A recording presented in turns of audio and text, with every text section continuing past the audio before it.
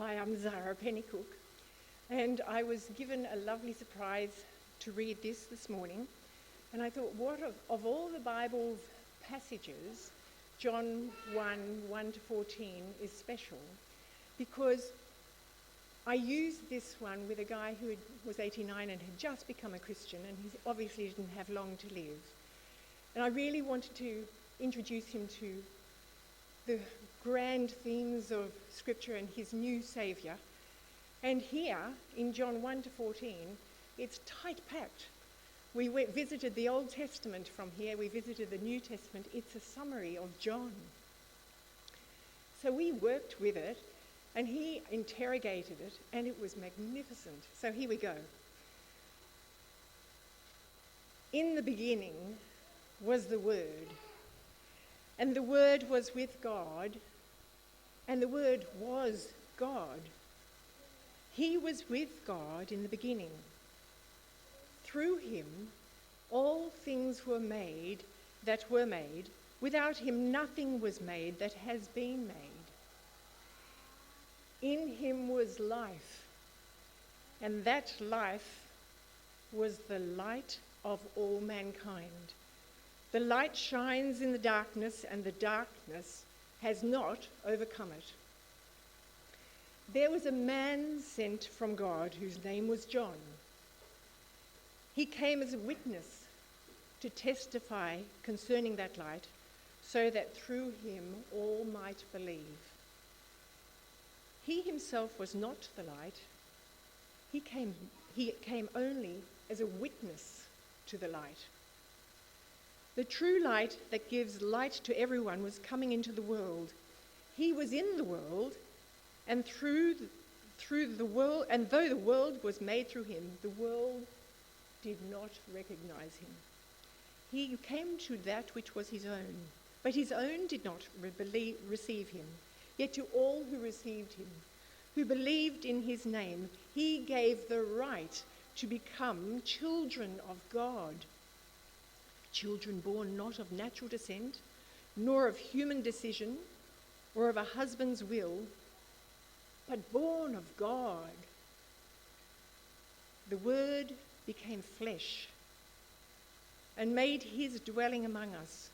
We have seen his glory, the glory of the one and only Son, who came from the Father, full of grace and truth. Isn't that just rich?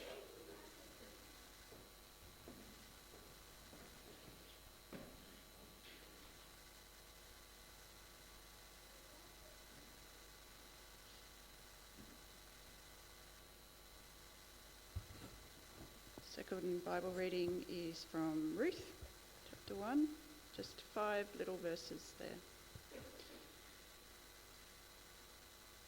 In the days when the judges ruled, there was a famine in the land.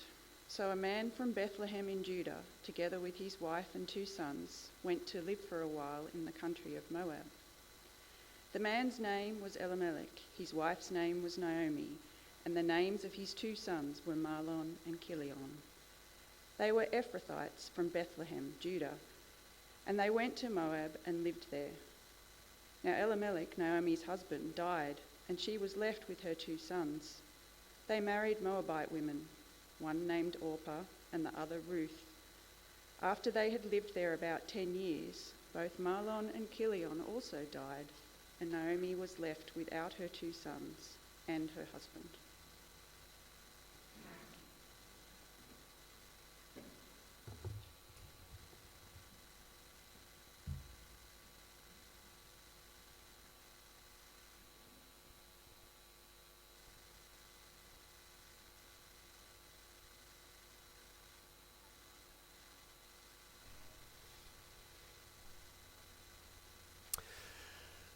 Elimelech lifted his hand to wipe the sweat off his brow and then to cover his eyes as he looked desperately out over the land to see if there was even the barest hint of a cloud. It had been years since they'd seen any rain.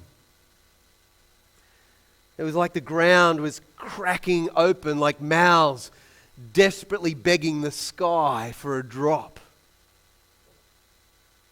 Even Bethlehem, known as the house of bread, that's what the name means, now was like a bare pantry. Things were desperate. And so Elimelech sighed under the weight of the decision that he had, in a sense, just made. They would leave. They would leave. They would gather everything they could carry. They would leave the promised land of God, Israel. And they would go to Moab. A decision that set the stage, for this book called Ruth in the Old Testament.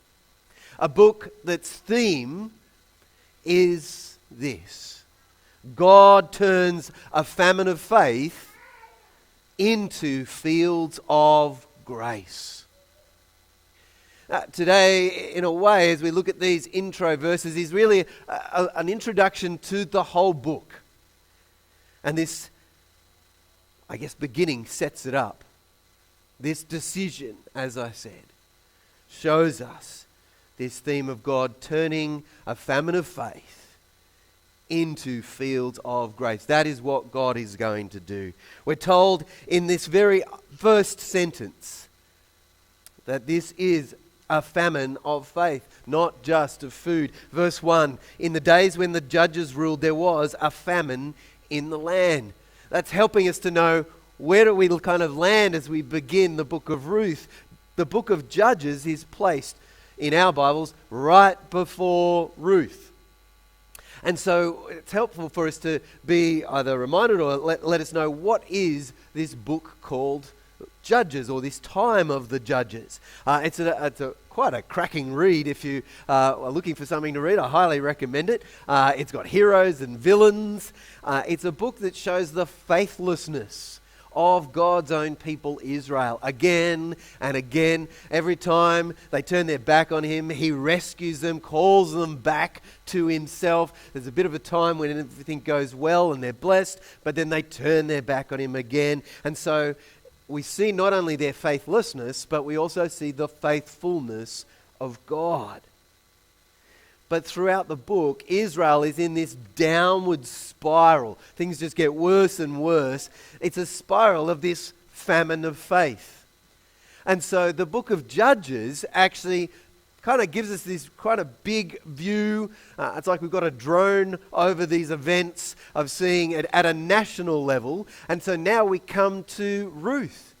And we get this wonderful insight into, well, what's it actually like for a normal Israelite family, just like us, everyday people just like us? What's going on the ground, if you like? That's what Ruth helps us to see.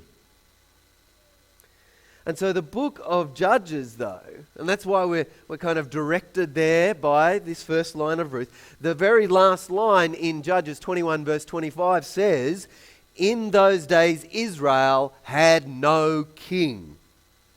Everyone did as they saw fit. Now, at the end of the book, this is a sad indictment on the situation. It's not a great ending. It's a tragedy. Israel has continued to reject the Lord their God, who was to be their king. It's not just that they don't have a human king, they've actually basically now are just so in the habit of living as if God is not the king of their lives, and they have gone their own way. In fact, everybody's going their own way. It very much describes the world in which we live, doesn't it? Despite the fact that it's thousands of years old, it could basically be talking about now. And so we come to Ruth. And we don't just see any old family. We see a family not only living in that time, but living out that way of not having a king, not having God as king, and everybody doing as they saw fit. This is why we're told about the famine. It's a kind of a big sign. It's a flashing light on the dash for us, because this is supposed to be the promised land. Right back, way back, when God called a man named Abraham to come and begin this new nation that he was going to make, he promised them that it would be a land where God would bless them. God would be with them. They would be his people and they would be his God. It's just often described as a land flowing with milk and honey. It's an incredible place. But as God, through the generations, did mighty works to bring his people to that point, before they were to enter into the land, God called them all together and said, you know what? This is to be the land that I've promised you, a land of promised blessing. But not only is there blessings if you trust and obey me, if you do not, if you reject me, if you rebel against me, then there are curses. Do you really want to do this? Basically is what God says. And they say, yes, that's what we want. We want to be in this land. We want to commit ourselves to obeying you and, if necessary, facing the curses. Not because God is ticked off and like, right, you're just going to cop it. No, it's actually God's way of saying, the way that you're going away from me, the way that you're looking not to have me as king, maybe even trusting in other gods, whatever it is, I'm going to show you that that is a disastrous way to live. And I'm going to bring these upon you so that you will turn back to me so I can bless you again. That's all wrapped up in this description that we get, that there is a famine in the promised land. In fact, part of this moment we read about in Deuteronomy chapter 30 verses 2 to 3, where God, knowing that they're actually going to turn away from him, says, when you return to the Lord your God and obey him with all your heart and with all your soul, according to everything I've commanded you today, then the Lord your God will restore you. He will restore your fortunes and have compassion on you. What an incredible promise that is. That in this land, there is a moment where if you are willing to turn back to me, I will have compassion. I will forgive. And I will restore you back to being in the promised land, the land of blessing. Well, now we come back to Elimelech. He's in Bethlehem, this particular place in Israel. And it's very clear, isn't it? He is facing a difficult time. His family is at risk. He is struggling with an uncertain future. This is not something that he has any confidence is going to be fixed tomorrow. What does he do? Well, instead of returning to God, they turn to Moab. They turn to a land where they worship other gods in ways that actually God has said are horrific. You are not to do that. Instead of waiting on God to provide as he promised in the promised land, he takes control to provide for himself. Now let's face it. I think that's something we can all relate to, isn't it? That's just like us.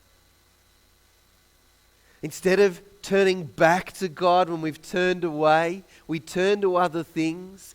We don't wait on God. We take control to make sure we get what we want. Actually, just as a quick heads up, waiting on the Lord is one of the key themes that we're going to see through the book of Ruth. But what we're seeing here is, like us, when life has gotten tough and uncertain, and when God's answers can't be seen and can't be heard, what does Elimelech do? Just like us, he's trusting his reason or his feelings or experiences of life. He's taking control. And so typical of us like him, we get the hint that it was seen as, it's only going to be a short time. It's a small thing. That's how we usually justify it. And that's why we read here in verse 1 again. Elimelech and Naomi, we're told, they went to sojourn in the country of Moab. That idea of sojourning is, well, they're only going to be there a little while. It's like they're just tenting. You know, they're not going to actually build a house. They're just kind of hanging out, waiting to come back when the time is right. It's not a permanent thing. In a couple of verses, we're going to read that they were there for 10 years. All too often, these small things become big things. These short things become long term. As we, instead of returning to God, we turn, we wander away. Captured so well by that old hymn, prone to wander, Lord, I feel it. Prone to leave the God I love. Here's my heart, O Lord, take and seal it. Seal it for their courts above. It's so real. It's words that are so true for us. We are prone to wander. No matter how good God has been to us, we are prone to wander. And so today we're encouraged I want to ask you, is there a famine in your soul? Is there a famine of faith in your soul where you're, instead of experiencing that peace that you long for, you're full of anxiety? Instead of hope for the future, you're living discouraged or even depressed. Instead of joy, you find yourself constantly frustrated with others and life. Instead of feeling supported, are you experiencing loneliness? It's in these moments when we are so tempted to wander away from God, look to other things, put our trust in them to take control instead of just waiting, trusting in the Lord. Today is a day to stop and consider the famine of faith in our souls and return to God. A God who will be gracious, so gracious. A God who is forgiving, and the God who can truly satisfy our souls. Wonderful thing about the book of Ruth is that as we follow this journey, we do see the abundant fields of grace of God when we turn back to Him. Well, this decision of Elimelech and the family is what leads to disaster and a flood of sorrow. There may not be rain falling from the sky, but as they head towards Moab, what ends up being is an absolute flood of sorrow. Grief upon grief, blow upon blow, wave upon wave, till just imagine Naomi standing there at the third grave. You got to wonder, does she even have a single tear left to shed? Is she just so empty?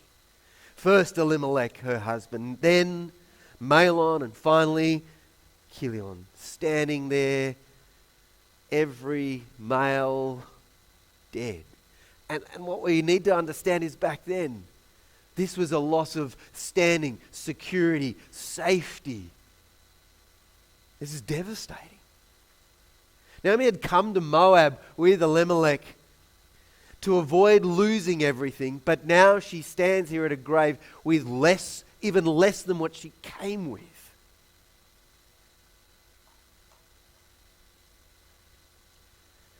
This is not, I don't believe, intended as a direct punishment. Oh, you left, you're getting smited. What I think we're seeing here is these are wrong choices that can lead to disaster, and wrong choices that mean when disaster falls, as it often does, then like Naomi, we can end up being alone and far away from home, far away from God, at least in our own souls. What hope does Naomi have at this point? Can her emptiness ever be filled? I think it's really important at the beginning of this letter just to sit in that. Let's not rush too quickly to the happily ever after ending, but to actually recognize she is in this flood of sorrow and that God is with her. That's what we will see through the book. Not just at the ending when it all turns all right, but God's invisible hand has been there even in this moment. One of the wonderful things about the book of Ruth is, I think, those of us who have experienced deep sorrow, deep grief, whatever the cause, can very much relate to Naomi. We feel her pain. We recognize that this is not being fixed tomorrow. There is something about living in sorrow and grief like this. But its purpose is to teach us how we can have hope, how we can be filled in our souls by the abundant fields of grace of our God. I think the Psalms are really helpful in this. Psalm 13 is a wonderful psalm. It's very short. I'd encourage you to have a read of it today, particularly if you're going through a tough time. It begins, I think, in a way that we can so resonate. Verse 1, "How long, Lord, will you forget me forever? How long will you hide your face from me?" What if you've ever stopped and stepped back and thought, what a wonderful gift from God, that He is willing to put into His word, His revelation of Himself, these very words that speak about our deep anguish of our soul. This is not true. God never forgets. He never hides His face. But what is also true is this is how we can feel. And He's giving us the words to cry out to Him in that way. He's giving us that license, if you like. He's saying, you could come to me in these moments. Don't turn away. Pour it all out. Because I'm with you. And yes, over time, as we will see through Ruth, but also you'll see in Psalm 13, by God's grace, the psalmist can write, "But I trust in your unfailing love. My heart rejoices in your salvation. I will sing the Lord's praise, for He has been good to me." Not necessarily because the circumstances have radically changed, but there isn't this sense of being forgotten or God hiding from you. That can take time. Well, it's only 6 verses. It's the hope that God will take you on this journey as you turn back to Him. We are finite creatures. We are limited. And so we never will fully grasp and what an infinite God is doing. That's part of life. And I think one of the wonderful things about Ruth is it's going to show us this invisible hand of God.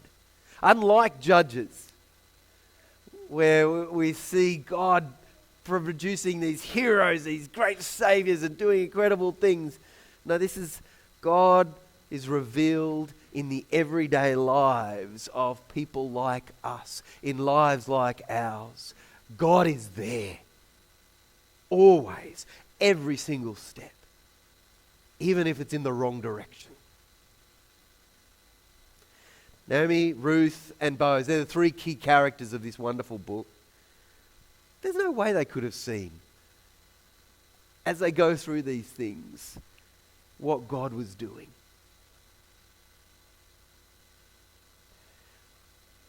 But what we get to see with them at the end, if you like, is that God is actually at work doing something far greater than they could have ever even imagined. As Naomi stood at that grave, There's no way she could have known what incredible, eternal things God was doing, that he was going to include her in it. Sinclair Ferguson, a wonderful Scottish commentator, he writes this: frequently God's hand is placed on the sufferings and trials of an individual in order for his grasp to take hold of someone else. And that's what we're seeing in the book of Ruth. In the midst of this great tragedy, this flood of sorrow, God is at work to take hold of someone else. And so, when we come to this incredible book, I hope we will be encouraged by seeing the fields of grace that God is going to provide. No miracles or messages from prophets, but characters, people we can relate to. It is a beautiful, an absolutely beautiful love story. There's no doubt about it. It is wonderfully encouraging and speaks to us. But it is so much more. And if we only ever just see the love story, we are missing out. Ruth is not sort of some little relief of, oh, we've been going through some pretty heavy stuff in the Bible. Let's just have a nice little love story to break it up. No, it's just as important. It is just as much a part of God's great plan of salvation for humanity. Because what God is going to do in this little book, these 4 chapters, is God is going to raise up the king his people need. Then and for eternity. It is a book that punches way above its weight.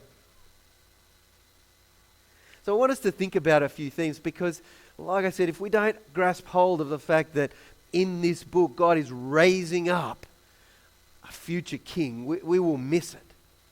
And so there's 4 key themes that I hope you'll keep looking out for through this incredible book. First one is to pick up on the idea of Bethlehem. Bethlehem is the birthplace of kings. It's where they came from before they went to Moab, and it's where Naomi, we're going to see, is going to go back. It is the birthplace of kings, starting with David, the greatest king of Israel, the king that points to the future king of God's people, that forever king, that king who was born in Bethlehem. Everybody remember the carol? O little town of Bethlehem. It's a wonderful celebration of the king that was born in this town. Because God is doing incredible things. The other theme for us to consider is the idea of Messiah or Christ. It's our more common word, but it means more than just a king. It's God's promised king. The king, who would rescue his people. Remember Judges, the problem was they had no king. Not because one hadn't been provided. They weren't willing to recognize the king. And so God is going to fix that problem, the greatest problem. He's going to provide the forever king. God will rescue his people. In fact, it's so important for us to know that this book ends not with this romantic wedding. How does it end? With the birth of a son and a genealogy, a family line that will take us to David. Like I said, even when people take the wrong choices, God is at work. His visible hand is doing incredible things to, as we see in this book, provide the kinsman redeemer. It's a concept that is in the Old Testament. It's something God set up to provide for people, vulnerable people like Naomi. The kinsman redeemer in the book of Ruth is Boaz. And what we see he is the kinsman or kin, family. He is the one who has that responsibility. He is part of this family and he is the redeemer. That word redeemer or that idea comes up 23 times in this short book. It's such a massive part of it. To be redeemed is to be rescued and restored. And that's exactly what Boaz does, but he's pointing us to the greatest kinsman redeemer, Jesus, the one who became a human being in order that he could be our kinsman, one of us, and our redeemer through his death on the cross, rescuing and restoring us, so that ultimately he is the King of the nations, not just of Israel. Ruth is a character we've read about today. We don't know much, but the whole book is going to help us to see her. And what a wonderful character she is. But the key important thing to know about her is she is a Moabitess. She's from Moab. She is not an Israelite. She is not part of God's people at this time. But in her conversion, we see God saving her soul. God's the gospel, the good news of salvation isn't limited to geography. There is no boundaries. God has been at work in Moab, saving her, including her in his people, and incredibly in her, or in his rather, salvation purposes. What a book. That's all packed in to this wonderful love story of God's love for his people and what he will do to win us back. God will turn a famine of faith into fields of grace. I'm going to pray. Heavenly Father, we thank you so much for this reminder today that even in that times of famine of our faith in you, when we are prone to wander, to leave you, the God that we do love, but yet in your grace you call us back. You meet us even in the worst of circumstances. And so, Lord, I pray that as we not only reflect on this today, but also through this whole series, we would see that your grace is greater than our past, that it brings infinite joy in the present, and it is our hope for the future. In Jesus' name, amen.